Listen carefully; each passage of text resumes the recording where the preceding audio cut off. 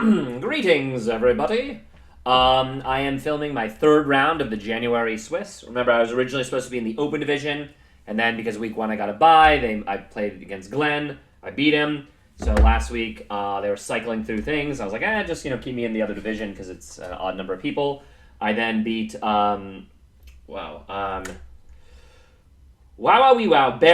Berry, strong player. And tonight I was matched up against Matthew Wesly. I got the black piece again. This is the second time I've played him. The first game, I got one of my pet openings. He didn't really know it. I got a small advantage and I kind of grinded, and then he had this fantastic, brilliant sacrifice. He found it, but he didn't find the exact follow-up. And then after a pretty interesting middle game where it was quite two sides, if you will, he then blundered kind of quickly into it, thereby kind of robbing the game of interest because it kind of fizzled out pretty quickly once he blundered, and it was an easy win at that point. This game may have followed the exact same script. Well, you'll have to tune in and find out. I don't think there's much else I should say about Matthew or Matt, either playing style or anything like that. I'll have a comment about the game afterward. But yeah, let's just get right into it. Oh, and by the way, this one, I've been very good where the last 2+ months, I haven't actually looked at the game on my phone, like the engine, until I've done the recap. This one, I had to double check it, to be honest. So I actually know, the moves, if you will. I didn't go into any depth, on the ride home. It takes me, not that long, 15 minutes. But I did want to just kind of see what happened. So, I've been kind of robbed of that. It is kind of nice to look at a game without looking at the engine and then kind of going back afterward. This one, I kind of know what happened. But anyway, Matthew last time played e4. I was expecting him to play e4. I was considering not playing the perk, just because I like it more when people haven't played me before. Once they played me and kind of know that's my main opening, I like it a little bit less. But I'll tell you this much. If/when I play Matt again as black, I will not play the perk. I'm going to just say that. Yeah, so I'll just leave it there. Anyway, and the way the timing worked is I played my first 12 moves. I'm looking at the sheet. I played my... Yeah, I'll tell you what. I basically played them immediately. Matthew took a little bit of time. I gained a very small time advantage. Very small. Matthew is a fast player. It's kind of how he ran into trouble game one. And then this game, I actually did I did one incredibly long thing, 25 minutes. And I'll pinpoint that move. At move 21 was when I finally used 30 minutes, and I was a little ahead on clock. And literally from move 21 to 25... in the span of 3 moves, I used more than 30 minutes, and I was almost at 20 minutes after move 25. So, just to give you an idea, and at that point, Matthew had a decent time advantage on me. So that's the state of the clock. I don't think the clock played a big role in this game, but it's always nice to have a clock advantage. Anyway, he plays D4. Oops, I'm going to turn the engine off. Even though I have seen it, I think it rolls a little bit better when I go into the variations. These moves I'm banging out because I just know them. This is like my opening. It's not just my openings, other people's openings as well. He plays knight c3. I think last time he actually played bishop d3. Those are the two main moves. Obviously, you have to defend this pawn. Maybe there's a few other moves that you could play. I think online people played e5, for example. But those are the two best moves, and they're both good. So I'm booked up in both of them. I actually prefer... The games are more interesting when they go bishop b3, to be honest. But whatever. When this occurs, I then strike the center with e5. This is my main thrust, and, again, white is slightly better. This is just, the opening. He opts to take. There's a million things that he could do here. He can kind of keep the tension. He can kind of develop. He could push. But he takes, and obviously, when he takes, there's only one move, really. This move doesn't quite work. I've played this in Blitz before, but they always end up taking, and you basically sacrifice a pawn for a little bit of development. It's not worth it. Because again, the bishop over here, zeroing in on h2 doesn't really do much. Generally online, they play h3. You go back and you have a very slight lead in development, but it's not worth the central pawn. So I haven't seriously considered that or looked into it, but that's kind of the opening stuff. So I trade. And the problem is when I trade, this line is forced. Basically, queen takes queen, king takes, I move over, and then we arrive at this position. This is something that I've played a lot. I know it pretty well.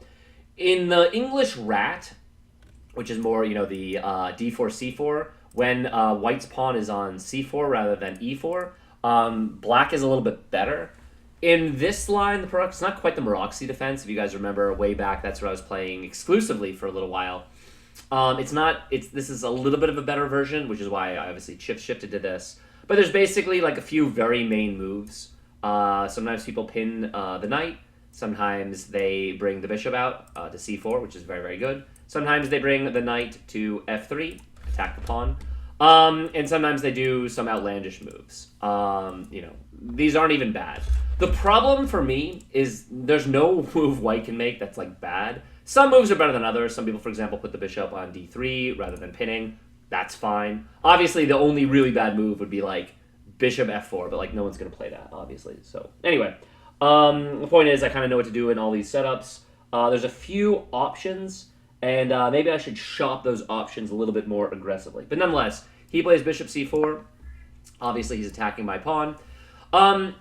It's funny that one line I think is actually bishop b4, just kind of swapping out, and then taking the center pawn. And I think that's actually okay.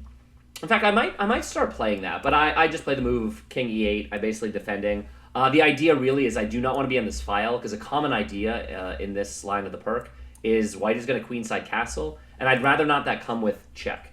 So I'm letting my king do the grunt work. The idea that I can't castle is not a big deal because queens are off. Like, that's the whole concept here, right? Is that I have a centralized king, and we're speeding towards an endgame where that's going to be an asset rather than, like, a negative. So that's kind of like the idea, you know? Anyway, he now plays knight f3. These are, like, the natural development moves. Matt said he's never seen this before. He's never played it before, but, you know, sneak peek, he plays 100% accuracy. So, not that these moves are hard to find, to be honest. These are very, very obvious. Which is also why I'm like doubting this opening, because it's like I know my responses, but his moves are like not that hard to find. There's a few things I can do when he attacks the. Oh, I did not do that. Shoot, what did I do? Oh, whoops, I made super pawn. Super pawn. Super pawn. Oops, whoopsies. All right. Well, good news is we can speed through. We didn't really miss too many moves, so that's good. Boop boop boop boop boop boop boop. Did he pin me here? Sorry, I'm already double checking. No, he went through the trading line. Trade. Now the pin, slide e8 over, and then he defends the pawn. Okay. No, he doesn't. Oh, I almost feel like I should restart the video. I've already butchered it. I've already brutalized it, but I'm not going to do it. You guys are going to just have to suffer through the beginning because, yeah, you guys are just going to have to suffer through it. Anyway, so I'm sure you all have seen this, and, like, this is fine. Like, I've played this a lot. It's, it's fine. I'm actually, to be honest, I'm getting a little bored of this opening, Like, I know it's solid, but there's a few other fun lines, but people never play them. And, like, I get this all the time. And knight f3, obviously I need to defend this pawn. I can defend it this way, I can defend it this way, or I can defend it this way. The computer likes this move the best, so I've been playing that. I was considering, again, doing something that I'm not really used to, which was playing bishop b4. My idea there would be he would take, I would take, he would take back, and then that would let me take the pawn on e4. I thought maybe that was actually even better for me. It was more interesting because we get a little asymmetry. So I was considering that, but then I just stick to like what I know, and I just play this move. Again, I might tweak some things, that's for sure. Nonetheless, Matthew now plays bishop g5, and I know that if you trade the bishop for the knight, it's better for black. And I've been ignoring that and not playing h6, and I've been playing knight bd7 or getting my bishop out as well. In this game, I deviated, and I know that this was actually the incorrect move. But the reason why is because I think Matthew could have retreated a little bit, and I think that subsequent position, obviously it would be terrible if I pushed g5, because if you get the dark square bishop on g3, targeting the e5 pawn, it's kind of difficult for me to defend it. I kind of just play like, well, knight c6, I guess I am defending it. Whatever. I just know that that's like, it's better for white to not give up the bishop pair, but he does. And as soon as he trades, like again, I'm making these moves pretty quickly. G takes. I know in this position, he then now castles, that I've kind of reached equality, and I'm like not really all that worried. Obviously, I have the ugly aesthetic pawns, unaesthetically pleasing, if you will. I don't know, unpleasing. But it's not that much of a weakness, besides which a lot of lines I want to be able to use the G file. Yeah, so it's like not really a big deal. Again, I'm kind of getting out of the opening unscathed. I know I have to develop this bishop, and I was really torn between playing bishop g4 or bishop e6. I ended up playing bishop e6 because I thought that maybe this wasn't so good for me. Because if he plays like this kind of move, I wanted to be able to defend this pawn a little bit better. Obviously, he's attacking a whole bunch of things. I thought that maybe in this line I would be able to play like knight d7, and I thought everything was holding here.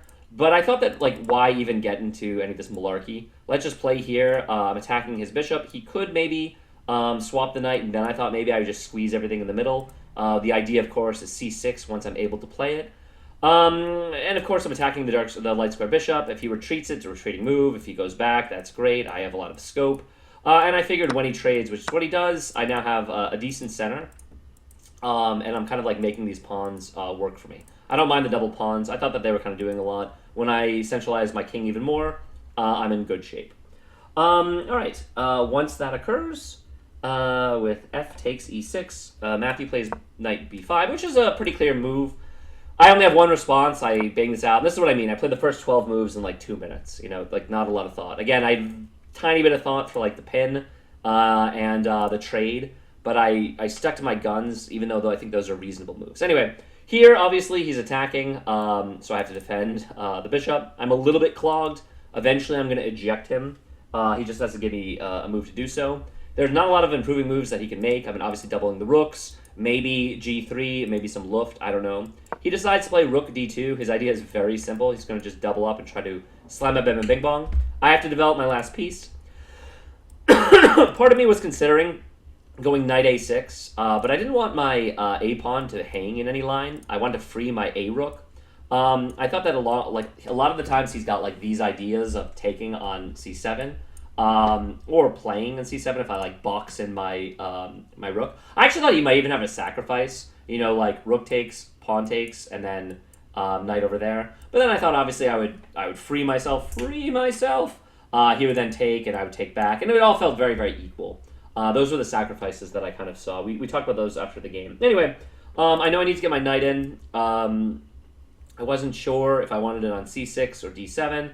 The problem with c6 is he can play c3. He takes away. It's kind of like what I do to other people, where I want to play c6 to take away his jumps. He could do the same thing to me, but I wanted to really make use of my e pawn, and I thought the best way to do it is if I could ever get a knight onto d4. Which would involve putting it on c6 and then pushing my pawns. I figured I wanted to push my pawns, so that's why I played knight c6. Kind of like all, came to the fore.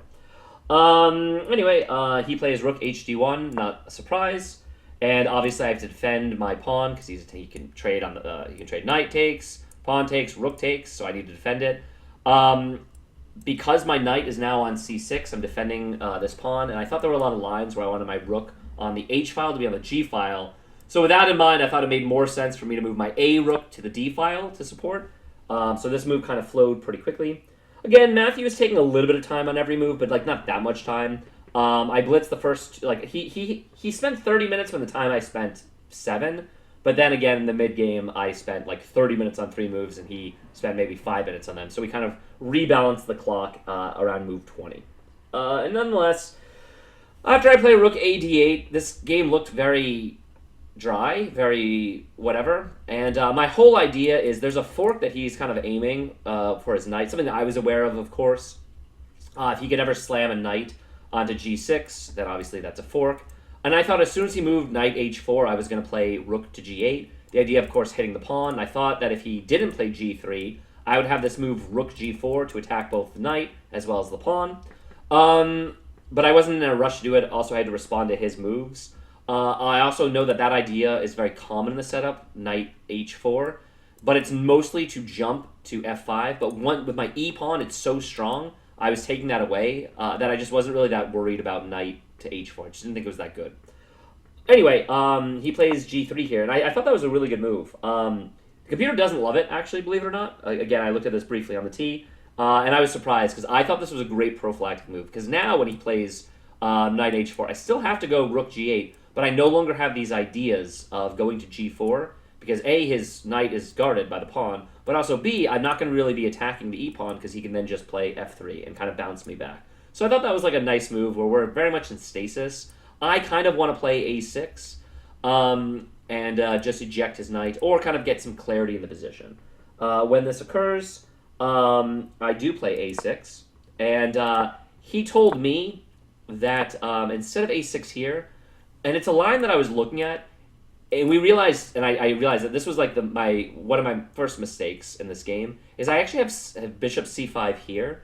And the reason why is I calculated when I was, because again, I'm no longer blitzing moves, I'm thinking, and I did look at this move, obviously. This is one of the clear candidate moves. This is a potential weakness. We can maybe have some solvency along the d file. And I thought in all those lines, he would get my c pawn, and I would get his f pawn. And I didn't think that was actually good for me, because I thought when that pawn falls, I wasn't really sure that I would really be able to make use of the dark square bishop, to be completely honest. I did see that if I could take this pawn, and I could never land my bishop on e3, I would have a nice pin there, but I didn't see how I could make that happen. Like maybe, one of these long-term plans, and maybe I should have actually gone for something like that, but it doesn't work here, because again, I need to defend my rook against his rooks, and it just never really quite worked. Anyway, Matt was saying that he saw this, and immediately, as soon as I played a6, he traded, because what ends up happening, actually, if I do play bishop c5 here, and he goes for the line, apparently, I can play a6, and apparently I can trap his knight. And that's why this line doesn't work, because he can't bring it out to b5. Obviously, if he takes an a6, I'm cool with that. It dies here, it dies here, it dies here, it dies here.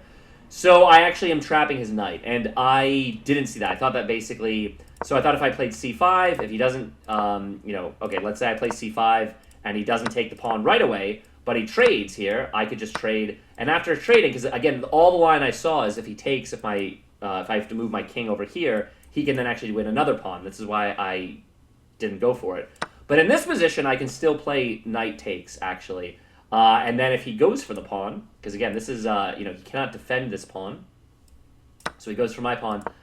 He was saying I can still play a6 here. And I didn't see this far deep, by the way. Anyway, it dies here, dies here, dies here, dies here, dies here. And he can, hide it away on a8, but I would be able to flag it down. Anyway, I thought I missed that. I moved a little too quickly here. I just was happy to eject it into trade, but I actually do think that I could have played bishop c5. And again, in the post cap, I told him I didn't care that much because it was a lot of calculation. I thought at the end of the day, it was preserving a dark square bishop in a position where it wasn't that open, so I wasn't even sure that my dark square bishop was better than his knight. And he said, yeah, that makes sense, but I feel like I should have gone to that. Anyway, in this position, I actually thought for a bit, because I wasn't sure if I'm supposed to go pawn takes or rook takes and then pawn takes. In other words, by the way, the computer says that this decision literally doesn't matter, but I'm not at a level where I know if this is the type of position where one rook or two rooks is good for me. So I took this. I thought maybe the activity of the other rook, especially to take away, have one rook sit on g8, and the other rooks, make use of either the c file that will then open up, or being able to defend the d file was important. I really didn't know. Obviously, if I take here, I can just trade off a pair of rooks. I guess he could potentially, nah, this doesn't even work, because then I just, go there, and now I've won the file, I guess. Alright, well, whatever. Doesn't matter. I took with the pawn. I thought this made a little bit more sense. And when I evaluated this position, or at least I was trying to be objective, I said, alright, he's got two pawn islands. They're 4 and 3, but they're disjointed. I have 3 pawn islands and a double pawn, but this is a big pawn block in the middle of the board. My king is more centralized, and technically, he is doubled into a half file, but maybe I will actually make use of a better half file. If I could ever land a knight onto d4, I'm better. It just felt very equal. I couldn't really tell that he had any sort of advantage, right? Anyway, now he plays c3, which is great, and now as soon as he plays c3, I went to a longer think, and I thought, alright, how do I make progress? And I thought the way to make progress is I need to be able to push b5. I need to, take away the c4 square, but also potentially play b4 at some point. And I thought, well, if I play b4, maybe he can just halt me. He can just stop me in my tracks with b4 himself. So I had the clever idea of going a5 first, because then if he pushes, I can take... Well, here, let me show you. I played a5. And my idea with a5 is if he, if I played b4, for example, I thought he could just play b4 himself, and shut me down. This knight is really sad sack. Maybe I can play a5 with the idea of repositioning it and getting it on c4. Maybe that's actually okay. In fact, maybe that is fine. But I thought I should play a5 first to take away b4, because then if he goes b4, I can just take. If he takes, I take. He was then saying he was calculating a line where then he would swing the rook to b2. He would get a lot of activity. And maybe it would have been a little bit more wild. I thought I'd have a check. You know, I don't know. It was. Although maybe I lose my knight there, so maybe I don't have a check. I don't know. It was interesting enough. Maybe I defend my pawn. Maybe he wins the pawn, gets some activity. The point is, neither of us really wanted to go into it. I thought it was a little bit more stable to go a5 first. He liked this move in the post-cap. I did too. Excuse me. Yes, a5. Where are we? Move 17. He now goes for the move, knight h4, and again, I've got to avoid this fork. I immediately blitz the response, hg8, rook hg8. I'm obviously taking it away. I thought that maybe there were some fantasy lands where I would be able to activate it along the fourth file, possibly. The e4 pawn is really Matt's weakness, I suppose. And then when I play this pretty quickly, without missing a beat, Matt doesn't surprise him, but he realizes his knight is like hopeless there. It's not really doing anything. So he immediately goes knight to g2 with a reroute. And this is where finally I just really start thinking, because I realized, I was like, okay, does he want to play f4? He probably does. Because I was thinking, oh, if he actually boxes into like f5, you know, takes, all of a sudden maybe I've got some pressure on my position. Like this d pawn is now a backwards pawn. I then also thought, wait, is he trying to reroute his knight like e3 and shoot into c4? And I realized that was actually a big threat, because if he lands the knight on c4, he's targeting this pawn. It's not so easy for me to defend it. So I thought I needed to take that idea away. So in this spot, I was quite worried, as you can imagine. And I thought that my best plan was b5. Again, I wanted to own the c4 square, and it gives me the double option maybe of pushing b4 at some point. My idea, if I push b4 and he pushes with the pawn, then that opens up the door for the d4 square for my great outpost. And obviously if he doesn't, trade, and maybe I've opened up lines to his king. So I thought I was getting some activity there. So I thought b5 made a lot of sense. Yeah. After b5, he plays knight e3. He continues with his plan. And now, after he played that, I realized maybe b4 is impossible, because I really can't let him wiggle on into c4. Because yes, maybe I take, but then maybe he trades everything, and maybe he's up a pawn in a very simple endgame, right? So this is where I thought for a while at this point. And I ended up playing rook d7. But I really did look at b4. Actually, in the turn before b5. Oh, excuse me. No, sorry. This is the turn I thought forever. Not forever. I thought for a long time in this position. For good reason. I thought I either needed to play b5 to give myself some activity and take away the c4 square, or I was looking at f5 here, thinking that this is the time where I can make the break, and it would be something like trade, and now if he plays, again, knight e3, I would be able to move king e6. However, I was worried about what to do in this spot if he plays c4 here. The truth is, maybe I have d5. I mean, he's getting a lot of activity. I don't know. But I saw this far, and I got worried that that I just didn't know what I was doing. And I also thought if I didn't play b4 again, his knight was coming in. However, in retrospect, can no longer play f5. He controls that square. In fact, if I was to push and he takes with the knight, I'm just super losing. He then forks this pawn. And again, he's just up a clear pawn, maybe two in a very easy endgame. So I end up playing rook d7 here. My thinking is I might need to swing the other rook and just play very passively onto d8. It also gives me the option of swinging this rook that's not doing a lot, because before it was taking away this fork, either on the c file or the b file, again, so that I would have my own attacking ideas. So that's why I played rook d7, basically for the flexibility and the fact that my d pawn probably would have needed to be continue to be supported. Not surprisingly, at this point now, Matt is ready to play f4, and this is where I got quite worried. I wondered if I needed to take or not. So I basically wrestled between playing b4 myself and just trying to be aggressive, taking, or ignoring and just swinging my rook over. So I'm not sure what the best move is here. Yeah, I don't know. Basically, obviously, he's trying to... I figured I lost my chance to play f5. He wants to play f5 himself. He's now going to get a massive knight himself on f5, which is a problem, as he would fork and win a pawn. So I didn't think I really could allow that, and I thought if I take and he takes back, now if he pushes, I might have the option of pushing e5. It looks miserable. He jumps in, or I have this backwards pawn defending for the whole game. But I thought as well, and the other line is what ended up happening, is if I take and he takes, which is what happens, if he pushes, he frees the e5 square. He kind of, one door closes, another one opens. And I looked at the lines where he takes this pawn on e6, and I take with my king, and I didn't see the danger. I thought that I'm owning this file. In retrospect, he's controlling, as he mentioned in the postcap, he's right, every single entryway square for the g file, so it's not really open. But I thought that maybe this would be the best way to kind of get some active play onto his position. So, yeah, so I play, so after g takes f4, I then think about, what move can improve my position. And I thought for a while here, and again, this is what I mean, from move 21, 22, and 23 or something like that, again, where I, f4, like all those moves, I noted I reached an hour mark at move 21, and by move 25, I was already below 25 minutes.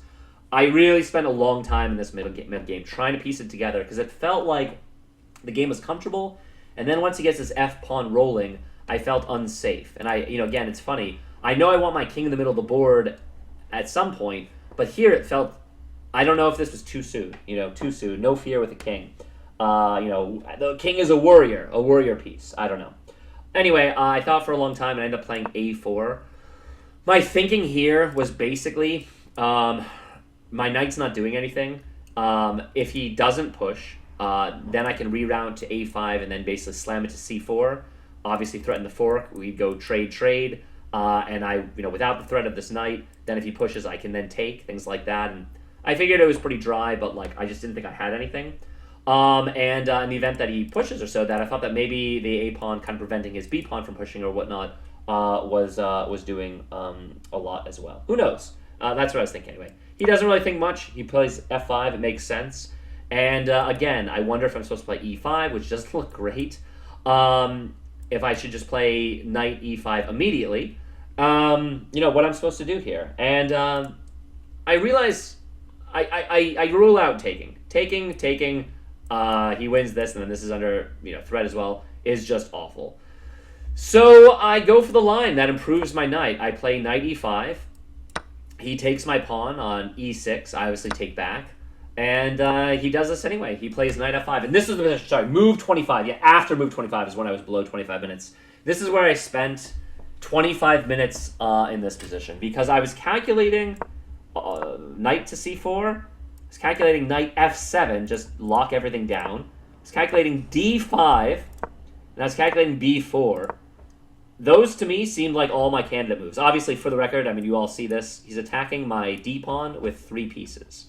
So I'm going to go through the variations that I calculated first. So with knight f7, it's the most passive. However, it locks everything down. I'm defending these important pawns. It actually frees up my rook to be more active or swing it. I don't need to worry about any forks. e5 never works. I can literally move it back. This looks solid. I was afraid of him playing rook d5, obviously attacking my pawn. And then after I play something like rook b8, I can't move any of my pieces, right?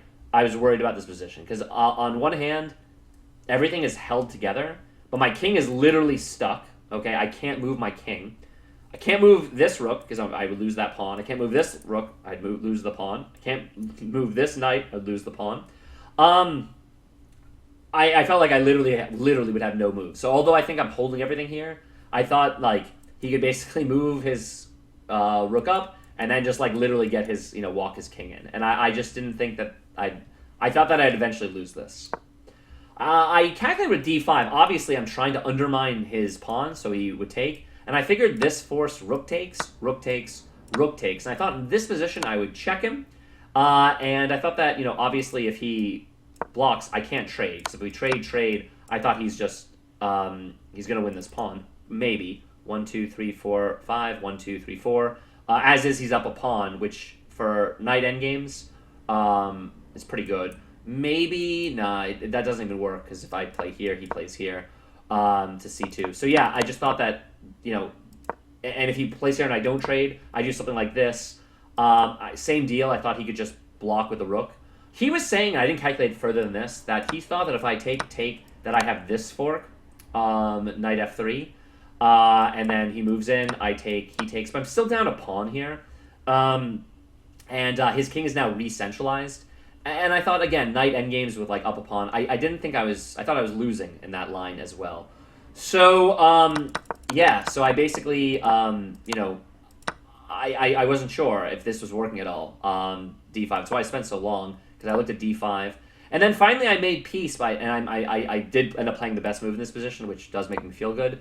Knight C4. And originally I was worried if I... You know, what if he bounces me? But the thing is, he doesn't have the time to immediately take the pawn. I'm attacking his rook. So I had to calculate, and on my turn, I was calculating the move that I was originally... By the way, he played a move, unfortunate, that I didn't think he would play, and it ends up being the best move in the position. The whole time, I was super hyper-fixated and zoned in on the fact that he's attacking this pawn, and he's got the clamps where if he can free up the rook, he can also win the H-pawn and just make a passer.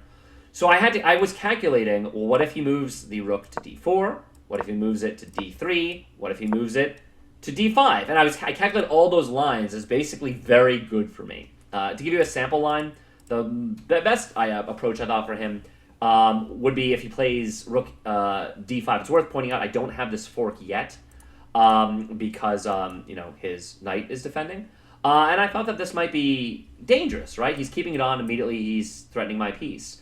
Yeah. What did I figure here? I thought that I could go. I think I was calculating rook g4 here.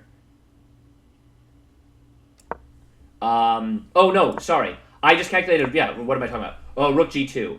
And I thought here that, yes, he might be able to take this pawn, but I have the 7th or the 2nd, and I thought, like, for starters, I could play something like rook e2. Again, you know, if he takes this pawn, fine. I win this pawn. This pawn will fall. I can move this, I'm defended, etc., etc. And I was looking at all this stuff, I thought this was all okay. But he plays rook e2, and I realize how strong this is, because now I actually can't land on the 2nd. And although I'm gluing everything together, unfortunately, he's threatening multiple things. He's threatening to take my pawn directly. He's threatening to check me and take this pawn. And, yeah, this is perhaps like the panic move where... I realized that I'm probably just losing a pawn, and I'm not taking the 2nd, which I thought I would, so I need to play for counterplay. And I definitely made a bad move here. I also realized that this time I'm now down on clock. I don't think I made like a forced move or something.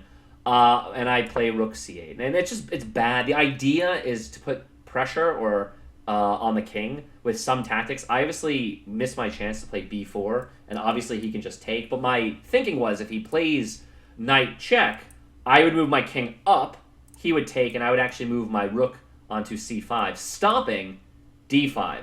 And the idea would be to swing underneath, and maybe I'd get enough sufficient counterplay to wrestle down, especially with the active king on e5, the e4 pawn. That's kind of what I calculated. Unfortunately, and this is where your hero unravels rather quickly, he goes along with this line, knight d4 check. I play up, and he reaches for his chips. He reaches for his pieces, as though he's going to take this pawn, which I was ready for, and I thought that this was pretty reasonable. But then he stops, and he thinks about it for a while. Remember, he has more than 30 minutes on his clock. And I move too fast here, and he plays the devastating rook f1. And I realized when this hits the board, I thought maybe, you know, I was down a pawn with sufficient counterplay. Now I realize I'm actually just lost. As you guys can tell, he's threatening a checkmate. I have nowhere to go. Literally only have one move in the position. I play it, d5, just to see what would happen. And it's all over, you know. He plays rook f5. I have one move, king d6. He then goes rook f6, check. He's up a pawn. He takes a check. He's going to win another one.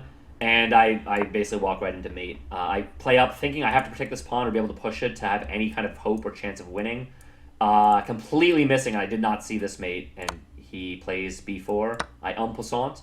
And then he checkmates me with the knight, which is a beautiful checkmate in fairness. So what do I want to say about this game? All right, 30 minutes. We are going to run it back with the computer. My opponent played a perfect game. He played, when I looked on the tee, he made 2 minor mistakes, but he played higher than a 98 percentile accuracy. Kudos, you know. I made a couple mistakes, right? A couple of opportunities maybe. But, yeah, but I think this more says that my opponent just played out of his mind. I towards the end, my accuracy fell off a cliff because I was trying to go for active play to try to like win the game or not lose it. But there were definitely better moves than going through the 32 moves or so. Yeah, and we'll see what the computer says. Let me add this on in. Matthew Wesly. Whoops. I think Matt spells his last name like that. I'm not sure, but who knows. Matt is like 1500 something. So yeah, Matt just plays a game out of his mind. No one yet through almost 60 games has played anywhere close as accurate as Matt. I don't know if I just made his job really easy. I definitely fell apart at the very end, although I was playing well up to that point. Yeah, let's do this first. Let's go through the beginning, the middle, and the end. I'm gonna fast forward through a lot of the beginning, so I'm actually not gonna go through the beginning because I know all this stuff. If you guys have watched enough of my videos, you've probably seen this stuff. It's probably not that interesting. Again, this is pretty dry. I know that, again, white maintains because in this specific position, white maintains their like opening advantage. Bishop c4 is a very natural move. I see this all the time. And king e8 is my answer to it. So, yeah, it's a book move. Okay, so this is what this is all book. Again, I know this. And apparently, according to the computer, the best move is a3 in this position, probably to take away this pin. Instead, he plays knight f3, which is the other move that makes sense, top line. Probably a book move. I'd be surprised if we break book, yeah. And the computer wants me to play knight c6. What do I play? I played bishop... No. I looked at these two. Yeah, bishop d6 and knight c6. They're very, very similar. For whatever reason, when I've played through and throughout a little bit, I just like moving my bishop here. It's fine. The computer might say it's out of book. No, it's still book. Okay, so there you go. So this is the, I'm booked up. My opponent had never really played against this, but he's playing all the book moves. Sometimes it's just like that. The common move is bishop e3, which makes sense, centralizing the bishop, a very active square. What does he do? He ends up pins me. Yeah, bishop g5. I mean, it's barely any worse. It's basically the best move as well.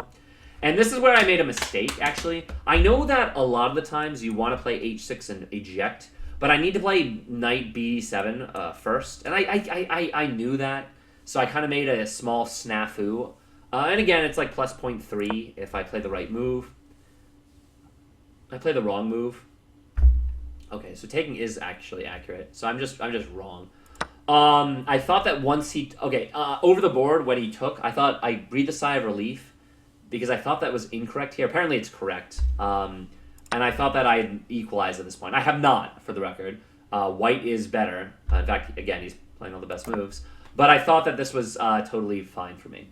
So, what do they like? They like knight d7, bishop e6. I think I played bishop e6. Yeah, I played bishop e6. All right, so I'm still playing the best moves. Those are like the two moves that make sense. Yeah, my idea here was just to trade the bishops off. Fair enough. His best move is bishop to d5, which makes sense because then if I take back with a knight and it's a powerhouse knight, just immediately hitting f6. Yeah, that makes sense. That's the better move here. He doesn't. Okay, this is right. Okay, thank you. When he trades this bishop and I move the pawn from f to e6, and this is where I have equalized. Yeah, I told you I played the first 12 moves in like 2 minutes, as noted. All right, so yeah, so black enjoys a very, very, I've equalized. I'm out of the wood shop. I'm out of the woodshed. I'm out of the mix of it. I'm out of the thick of it. It's a zeros position, and what's not to like, right? I'm going to have a more active king. I'm going to get my piece in. I have, not clear that neither of us has a bishop pair or whatever. I have this half open line. So let's see where it all went wrong. He plays the best move. Knight b5 is great. I didn't know how to avoid trading. It looks like I can obviously self-pin myself. It doesn't make as much sense. I play what seems to be the obvious move in the position. King e7.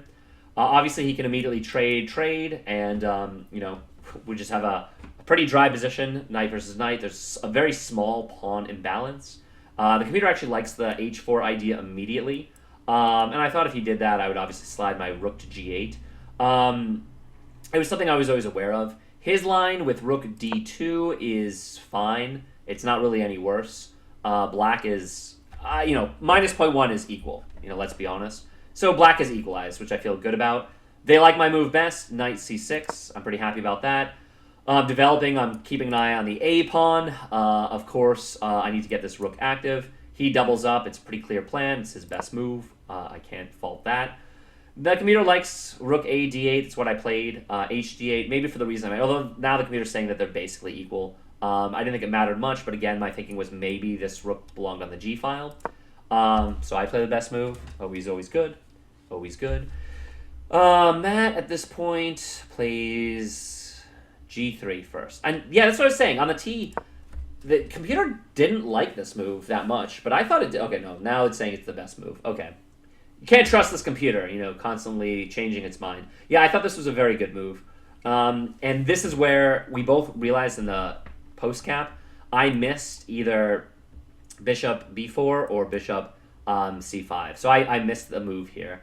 I play a6, and unfortunately when I play a6, the game is truly zeros. Although it's still not bad. It's minus, like 0.15 or 15 centipawns or whatever is whatever. Like, that's a total reasonable move, actually. So, that's fine. Matt wastes no time trading. If he kept it on, moved it back, the position would be clearly better for me. Computer doesn't know if I should take with the c-pawn or the rook. Again, this is what I mean. I have no idea which one's better. Computer says, actually, now the computer says the rook is slightly better, but I didn't, when I was looking at this on the board, I said I thought maybe 2 rooks is better than 1 for both of us to have, but I just don't know. So I took this way. Now he goes along with the c3 plan, which I thought was great. Yeah, it's the best move. And this is just restricting my knight movement, so I thought this was great. The computer likes a5 immediately. No, now they like b5. They did like a5. Now they like rook h to g8, which is a move I'm always thinking about. Now all these moves are equal. Now they're even considering h5, which is something I thought. I thought that as soon as I just thought that as soon as he played g3, the h push idea was dead. So I did have that in mind other moves, but not here any longer. All right, well, whatever. I play a5. I thought this made some sense. The computer says this is only a good move, not the best. I should have just done b5. I was originally going to just play b5, but I thought I needed to play a5 to support it, but I am incorrect. Now he plays knight h4, which is one of his best moves. No longer can jump here, but obviously I need to go rook h to g8. This was a very obvious move. I play it. Matt's best move is a4. Just locking everything down on this side. Second best move is this plan that he found of knight g2 to like reactivate that way.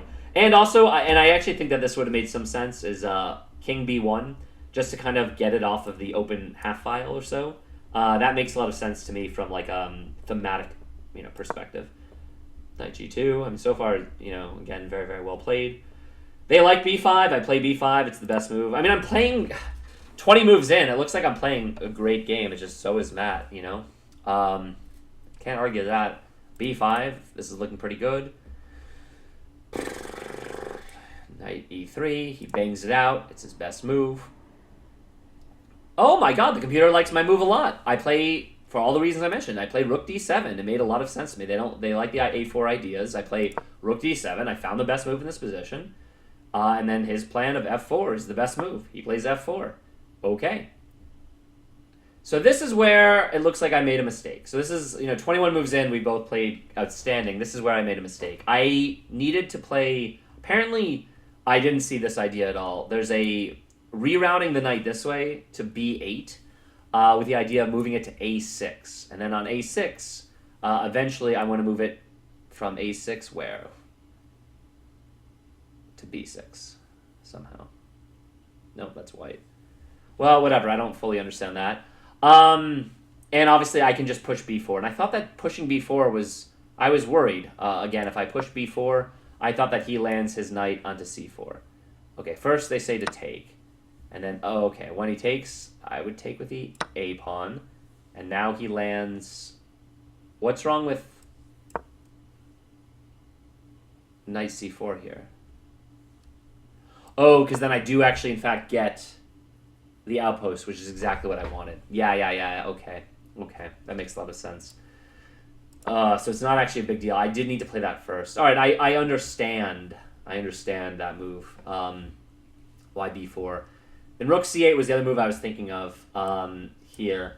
And they do like that move too. That's pretty good. So it looks like I made a big mistake. Just out of curiosity, I'm really curious, because rook c8 is what I was going to play, and I thought if he played f5 here that I'm just getting, like, trounced. And the reason why is the computer says, screw that, he's attacking you, but I can play b4 anyway. If I play b4, and if let's say he plays c4, again, he's giving me the d4 square and for my knight, and I'm just totally fine. I'm holding here. And even though I can play this, and he can take, once I take back with my king on e6, it looks like it's just zeros. I'm holding here. Because I have this powerful knight, which is the setup I wanted, his rooks are just shooting at a wall until he sacrifices or something. And that frees up my d7 rook to do something else. Okay, interesting. I saw this idea. I just needed to stick with it, because that would have been better. Instead, honestly, when I took e takes, I went with the concept of, okay, if I take and he takes, he then goes from 2 pawn islands to 1 pawn island, and I'm eliminating this weakness of the doubled pawns. So I thought from like a generalistic perspective that I'm killing off a small weakness for me, and I'm giving him a small weakness for like the super end game. That was my thinking for why I traded for the record. Like okay, I've got 3 pawn islands. If I take, he has 3 pawn islands, and I no longer have these double pawns. So I thought that in that case, that meant trading was probably pretty good for me. But I was wrong. That was my first mistake of the game. Kind of a bummer. Also means he can take back pretty easily. He does, and now I'm worse. It's not like it's lost or anything. You know, plus 0.8 or plus 0.7 is real pull for my opponent. The computer is pulling for b4, and I go for the a4. So I still need to just strike b4, just stick to my convictions. I really thought I needed to take away this knight move because I was worried about it, but I should have been more worried about the f5 knight swinging that way, to be honest, in retrospect. Yeah, a4 is probably just a little too slow. And although I don't think this is a terrible move, in fact, the computer doesn't think it's terrible either, it's not the best move, and it means I'm basically in a little bit more trouble, because his idea of f5, if he doesn't go f5, I'm in great shape, but is pretty obvious and easy. I played knight e5, which is the best move, so I did think by him pushing, he opens up a square for me, which is what I moved, so they like that. He takes. I mean, if he doesn't take, I'm in good shape again. You know, rook d4, for example, they're saying would be his second best move. Against rook d4, then I can get my knight to f3 and just start maybe taking some pawns or pressuring him. All right, well, nonetheless, he doesn't do that. He saunters on in, he takes. I obviously go king takes. It's the best move. It makes sense. I've got to defend my position as best I can. And with 0-0 moments, he immediately plays knight f5. He crams it, he jams it, he slams it, and the computer just says he's up a clear pawn and a little bit more. And when we reached the position, I realized that he was as well, just because of this check for the fork and attacking this pawn, and obviously 3 attackers on my d pawn. So I did realize that I was in trouble here. I did consider h5. I didn't like h5 because I thought that if he slams the rook down, he's attacking all the pawns at once anyway. But I did actually consider h5. This is the move. It was funny enough. It was actually my instinct here. That was the first instinct, and then I said no. I need to have a more active plan, and that's why I went through. Okay, so this was my long tank, and it does look like knight f3 and knight c4. I was so torn between these two stupid ideas, and it looks like, of course, the computer says that they're both the same. It's just my position is not very good, no matter what I choose there. I spent so long between two moves that turned out to be exactly the same. I went for the more active one because it looked like I was getting active counterplay and again attacking the b pawn. Oh shame! Oh sugar! They like him going maybe knight check immediately. No, now they're saying his move is best, and I'm gonna be honest. I just missed this move. I didn't see rook e2 at all. I calculated again. I was calculating all the all the moves like rook d3 and stuff, and I was in great shape. And the reason why is I just take the second. Like that was my whole idea. And it looks like against all of those, I'm in really good shape. Rook d4, same deal. I just take the second. Like this is what I was calculating. Same deal. I just take the second. And I thought as soon as this happened, I was just in good shape. Now, the line that I was calculating here, I'm just kind of curious because I went a little bit further. Is he takes on b5 and right. Oh, right. And I could just take on h2. This is what I calculated. And I thought that this was pretty good for me. For example, b3, and they want me to just move right back to e5, and it's a completely equal game. So I was calculating all this stuff and so worried, and I literally just missed him just sliding the rook over, saying, "All right, screw sliding everything onto the, d6. Let's just open up here And honestly, this definitely caught me by the seat of my pants, and I know I blundered here. Now, if I play the best move, which is rook a7, a really hard move to find, yeah, I'm going to be honest, I didn't see that. Then maybe I'm surviving. The move I wanted to play originally as well was rook g5, and that would have been a much better move. Instead, I then played rook c8, which doesn't quite work and gets me in a... It's not a terrible move, but it gets me in a load of trouble. He checks, and I need to play to e7. I need to just retreat and just stomach the fact that I'm losing one pawn. I might be able to hold it. Instead, I make matters much worse. I move my king up into super jeopardy, thinking I needed an active king that we're battling, not realizing rook f1. Again, just completely missing this idea. Completely missing this idea of getting off the pressure and literally just setting up the mating web. And now I'm like really screwed. Obviously, I played d5. It's the only move in the position, but it's over. And I decided to play it out, of course. He checked. I moved to d6 was the only move. He checked again, and if I wanted the misery to continue, I could have gone to c7, and then he would have checked me again. Instead, I moved up. I actually didn't. I just didn't see this mate. Kudos to him for finding an en passant mate. Pretty beautiful, actually. He goes p check. Great move. I en passant, and then he uses the knight back for the checkmate. Really nice finish, to be honest, to the game. All right, so let's do the review. Yeah, I think we both were playing outstanding. Yeah, and this is what I mean. On the T, the computer had him as 98% plus. Now it's 97.7. All I'm going to say is that my best game has been against Justin. I played a 96% accuracy. I've had one 95% accuracy. I think all my other opponents, I've had one guy who played a 95% against me. Matthew played like a GM. I think he made one. Here, let me first save this game, actually. Let me save this game first, and then I'm going to say my 2 cents here. Add to game position. Boylston generates this. Okay. He played like a GM. Like, I basically played a GM this game. And I think I played very well for a while until I exploded, and I didn't. His one mistake was early on, move 11, right out of the opening, where he shouldn't trade here. It's hard not to. And that was it. That was literally the only mistake where black is very, very slightly better. I mean, not really. I mean, again, minus 0.1 is equal. And I would say that my opening was a success. Like, all these openings, even though it's kind of boring, it looked pretty good for me. Yeah, so it's not really the opening's fault. Yeah. All right, well, I don't really want to say anything more about this game. It's been 52 minutes. It was a loss where I definitely imploded at the end. I was playing great, and then I, again, could have defended a little better. I did not see that idea with the rooks. I did not see the mate, and I lost. In fairness, I wasn't even low on time. I still had 20 minutes or so, but it was a pretty awful position to defend at that point. Matt just played an outstanding game, and I hope I don't play players who are 1,500 who play that well, because they shouldn't.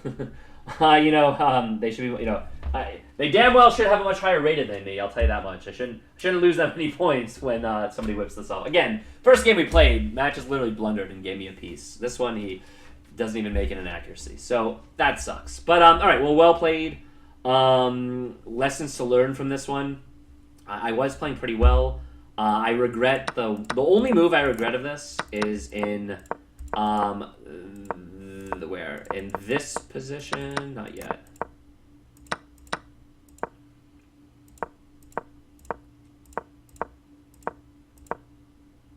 Yeah, this position. Instead of a6, if only I found the idea of bishop c5, it definitely would have been a little bit better for me, because I didn't calculate all the way through. I didn't see that if I go there, he goes here, I go here. In that order, I would actually trap his knight, which means he can't take this pawn, which means after we trade the rooks, I'm in just a better position, because he's not trading into C and then hitting D. Yeah. So I wish I had done that. Towards the late game, I spent a long time, I guess I should have spent more time thinking not to take. I kind of embraced the principles here. Thinking that, okay, the 3 pawn islands, getting rid of the double pawn might be good, but instead just sticking to my plan with b4. It's why I pushed that originally, thinking that I need to ignore what he's doing here because it's not that bad. Obviously, he's not going to take the pawn. He's looking to push, and I can just push instead so that I can get this knight onto d4 because that saves the position. I saw that idea. I need to just plug that leak. after I miss my chance and we go here, again, I still need to play b4 rather than a4. I get an interesting knight here. I thought forever in this position, and I found a pretty decent idea, but I completely missed this rook e2. And then I definitely would. I wouldn't say I was like shook after this move, but I needed to. I needed to find. Like, honestly, I'm never gonna find what does the computer want? Like rook. Computer wants like rook a7 here. I don't even understand that move. Because it looks like rook a7 to me. If you play rook a7, he still plays this knight d4 check. Obviously, I escaped to d7, and then he just takes this. And in this setup, my rook is under attack. Apparently, it's because they want to keep it on the a file and go this way, so I can maybe kind of clamp everything down. Obviously, he'd move back to d4. And what's my follow-up here? Just h5. Hard moves to play, to be honest. I didn't see any of that. Yeah, I wish I'd taken a little more time. Honestly, I started playing a little faster at this point because I had fallen behind in time. I spent 25 minutes calculating all these moves I didn't even play. So it's so frustrating because there were so many options there.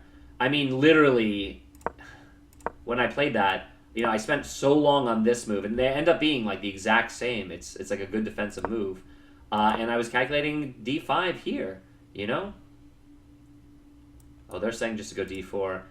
I the whole time was calculating rook takes, rook takes, rook takes, rook g1.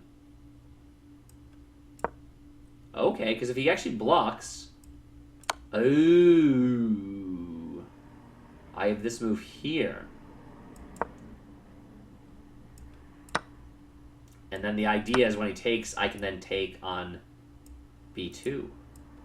Aha. I probably scrolled way too fast for the engine, for the everything to kind of catch up. But that's actually really interesting. The move I saw. And then obviously move back to c4. And this is actually fine for black. 1, 2, 3, 4. 1, 2, 3, 4. Yes, he's going to win this pawn. Oh, maybe it's not fine. Maybe it's still good for white. Yeah, maybe after all said and done. Oh, then maybe I'm going to win this pawn. If I take, he then takes this pawn. I mean, is this a draw or is this a loss? I don't know. Yeah, I don't know. Knight endgames are normally, losses here, but I think I'm going to gobble this pawn. But I wonder if I gobble that pawn, if he's going to, I guess he can't come in so easily because I'm taking away the b2 square and I'm taking away the b3 square. But maybe he gets around somehow and, yeah, I don't know. All right, well, I'm going to call it here. Clearly, there were a lot of options I could have employed. He played 98% accuracy. I'm not going to beat that. I'm going to be honest. I so far in all my classical games, I've almost played 60. My best game was the 96. I was super proud of it.